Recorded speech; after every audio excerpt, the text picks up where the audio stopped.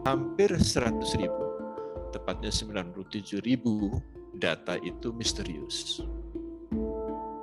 Dibayarkan gajinya, membayar iuran pensiun, tapi tidak ada orangnya.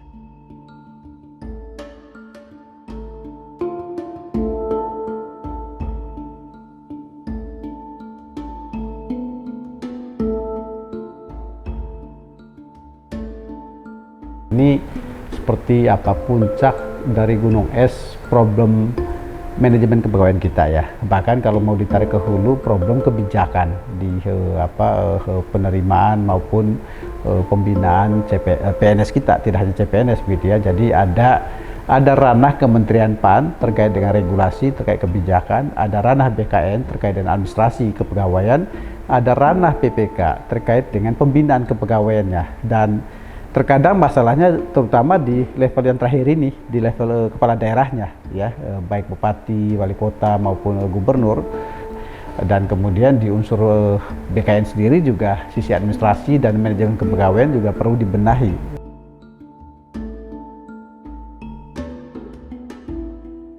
Sesungguhnya harapan paling tinggi kita adalah kepada Presiden.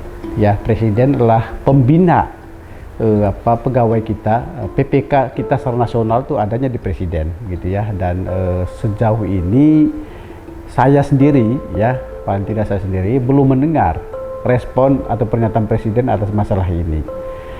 Mungkin secara internal ya, rapat di dalam saja beliau sudah menginstruksikan agar ini diselesaikan oleh para pembantunya, bawahannya. Nah, kalau ini berarti ada 3 pihak yang utama di sana. Satu adalah Menteri PAN.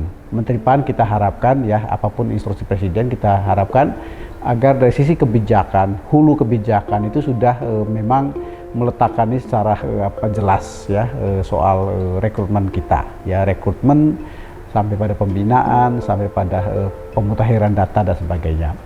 Kemudian kedua adalah pihak BKN. Ya, BKN ini sisi administrasi dan manajemen kepegawaian begitu. Sejauh mana proses pemutakhiran itu dilakukan secara akurat, dan kemudian atas hasil yang 97.000 ini itu kemudian sudah direkomendasikan kemana saja, atau paling tidak sudah nggak disampaikan ke Presiden sebagai PPK secara nasional kita gitu. Kemudian ketiga adalah kepada Kementerian Keuangan. Saya sungguh berharap Kementerian Keuangan melakukan valuasi ya, penilaian atas unsur kerugian yang dilakukan. Tapi untuk itu harus dipastikan dulu apakah fiktif ini memang sepenuhnya fiktif begitu, ataukah sebagian fiktif ya, artinya PNS hantu tadi, atau ada yang sesungguhnya orangnya memang nyatanya ada tapi belum melakukan pendataan atau belum terdaftar. Nah, ini kalau sudah jelas duduk soalnya, maka terhadap yang fiktif, yang PNS hantu yang nggak ada orangnya itu kemudian dihitung kerugian negara lewat pembayaran gaji maupun iuran pensiun selama 6-7 tahun terakhir ini, itu kira-kira berapa angka yang kita peroleh, yang kemudian kita sebut sebagai kerugian negara, sehingga kemudian sangat jelas atas kerugian itu kemudian siapa yang pihak yang harus disalahkan.